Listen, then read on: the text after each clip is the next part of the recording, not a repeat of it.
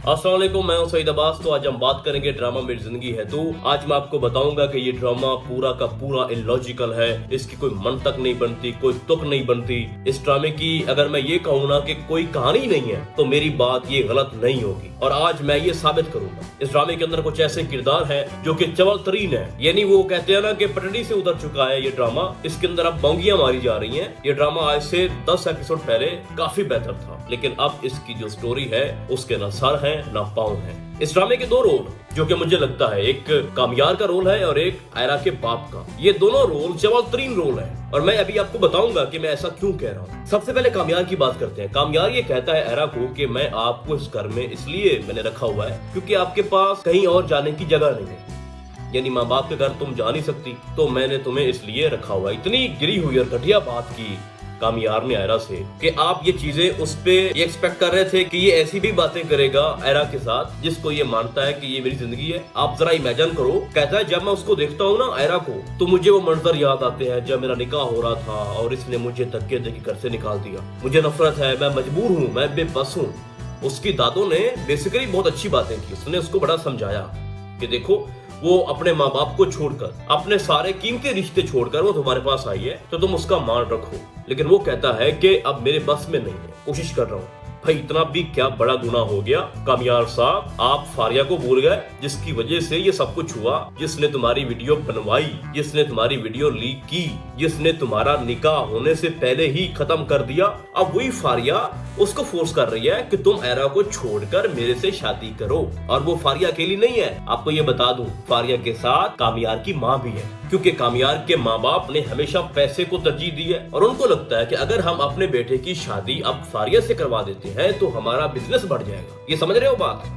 यानी इधर से जो फारिया है, जो पहली सबसे बड़ी मुजरिम, पहली और आखिरी मुजरिम है जिसने कामयार के ऊपर कयामत ढाई हुई है, वो अब कामयार को फोर्स कर रही है कि तुम उसको छोड़ दो। और उधर से जो कामयार की माँ है वो आयरा का ब्रेन वॉश कर रही है कि अगर तुम पूरी जिंदगी इसके साथ गुजारोगी तो तुम बर्बाद हो जाओगी, तुम्हारा कोई मुस्तकबिल नहीं है। मेरा बेटा हमेशा से ऐसे ही था और हमेशा ऐसे ही रहेगा। अब इस ड्रामे के अंदर ना ये एक नई चीज आई है। तो मैं कामयार की बात आपको बता रहा था कि कामयार ये कहता है कि जब मैं आयरा को देखता हूँ तो मुझे गुस्सा आता है, मुझे पुरानी बातें याद आती हैं, तो मैं एक ही सवाल करूंगा, कामयार साहब अब फारिया को कैसे भूल सकते हो जिसने तुम्हें बर्बाद किया। यानी बिल्कुल ही जो कामयार का रोल है वो इलॉजिकल है, कोई मंतक नहीं बनती उसकी। भाई कैसे वो अब फारिया के साथ घुल मिल सकता है, उसके साथ पार्टीज में जा सकता है, उसकी बातों को अहमियत दे सकता है। आयरा एक बहुत ही प्यारी बच्ची है, उसका बहुत ही अच्छा रोल है, सही है। और अगर थोड़ी सी भी इंपॉर्टेंस जो हमारा कामयार है वो आयरा को दे तो आयरा एक सेकंड से पहले पिघल सकती है, मतलब के अपने रिश्ते को मजबूत बना सकती है।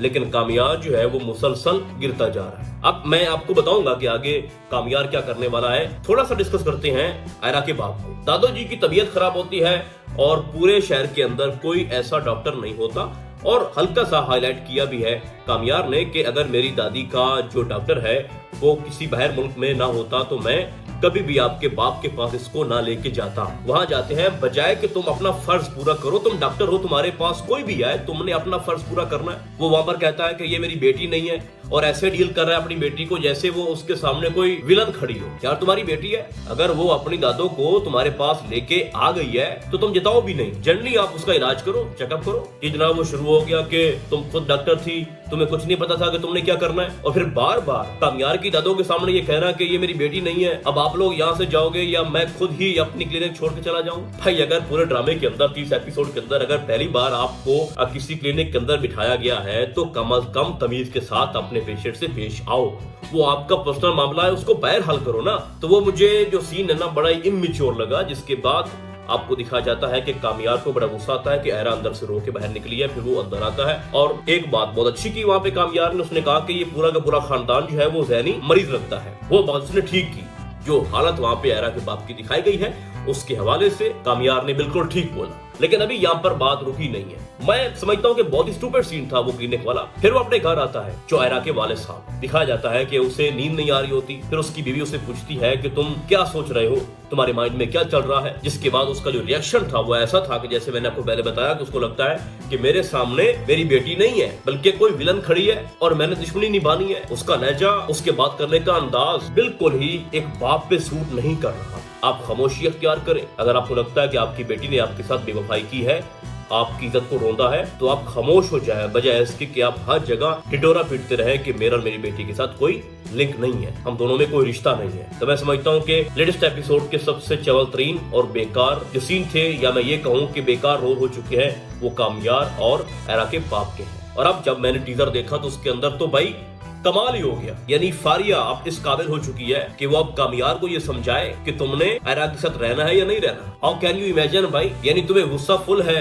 एरा के ऊपर कि उसने तुम्हारी बात को यकीन नहीं किया, लेकिन जो फारिया ने किया, जो खबर ने किया, वो कुछ भी नहीं है। तुम उनके साथ बैठ भी सकते हो, उनके साथ आप खाना भी खा सकते हो, पार्टीज भी एंजॉय कर सकते हो और उनकी बातों को अहमियत भी दे सकते हो, लेकिन जो लड़की सब कुछ छोड़कर तुम्हारे घर आ चुकी है, तुम उसके साथ सही तरह से बात भी नहीं कर सकते। ये किरदार दिखाया जा रहा है हमें कामयार का। और अब खबर की एंट्री भी हो चुकी है, यानी इस ड्रामे के अंदर अब इतना गंद डाला जा रहा है कि वही लोग वापस आ रहे हैं, एक खबर और एक फारिया, जिन दोनों ने मिलके कामयार और आयरा को इस न्याय तक पहुंचाया।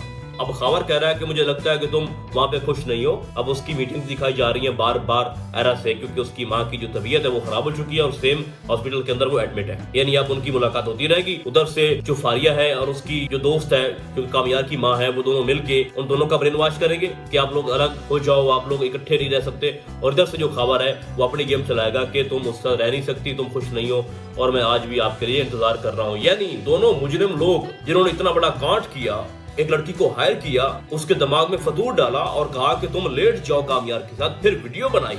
और जब वीडियो वायरल करते हैं तो उस लड़की को अपनी ज्यादा बड़ी प्यारी होती है, वो अटेम्प्ट कर लेती है, वो मरते मरते बचती है और फिर कामयार उसको किसी और मुल्क शिफ्ट कर देता है, उसकी जान खतरे में थी। अब वही इतने बड़े मुजरिम लोग ब्रेन वॉश कर रहे हैं, किसका? आयरा का और कामयार का, और वो दोनों उनकी बातों में आ रहे हैं। खैर अभी आयरा का तो नहीं पता, लेकिन कामयार उनकी बातों में जरूर आ रहा है। क्या बात है, क्या लॉजिक दिया है आपने इस ड्रामे के अंदर। चलो आपने अगर ये ड्रामा थोड़ा ड्रैग करना ही था तो कुछ और ऐसा करते ना। जो लोग ये ड्रामा देख रहे हैं, आप खुद ये फैसला करो, ये हमारे राइटर साहब जो हैं, क्या ये दिमाग से पैदल है? ठीक है, इस ड्रामे ने लोगों को एंगेज किया है और बड़ी अच्छी इसकी व्यूअरशिप आ रही है, लेकिन इतने अच्छे ड्रामे को जिसका स्टार्ट बहुत ही कमाल का हो और सारे ड्रामों को वो क्रॉस कर रहा हो, अब आप ऐसा तो बिल्कुल ना करें ना। यानी कुछ चीजें आप लॉजिक के अंदर रखें, कुछ ऐसा दिखाएं जो कि हो सकता हो। आप हट के वापस खावर और फारिया के पास चले गए हैं, जिसकी बिल्कुल भी तवक्को नहीं की जा सकती थी। जो लोग ये तरस रहे थे कि कभी हम कब देखेंगे कि ये जनाब आयरा और कामयार एक होंगे, अब एक किया भी है, तो उस न्याय तक इन दोनों को ना लेके पहुंचे जहां पर लोग ये फैसला करने में मजबूर हो जाएं कि अब इन दोनों को अलग हो जाना चाहिए। तो लेटेस्ट एपिसोड ने बहुत ज्यादा मुझे मायूस किया है और अपकमिंग जो स्टोरी है, मुझे ऐसा लगता है कि वो पहले से ज्यादा जो है आपको मायूस करेगी, क्योंकि इस ड्रामे के अंदर बंगिया मारने का वक्त आ चुका है। बाकी आपको क्या लगता है कि आगे क्या होने वाला है और कौन कौन लोग मेरी इन बातों से एग्री हैं, आपने मुझे कमेंट्स के अंदर लाजमी बताना है। तो फिलहाल आज के लिए बस इतना ही। हम आपको बहुत जल्द मिलेंगे किसी और ड्रामे के डायरी में, तब तक के लिए अल्लाह हाफिज।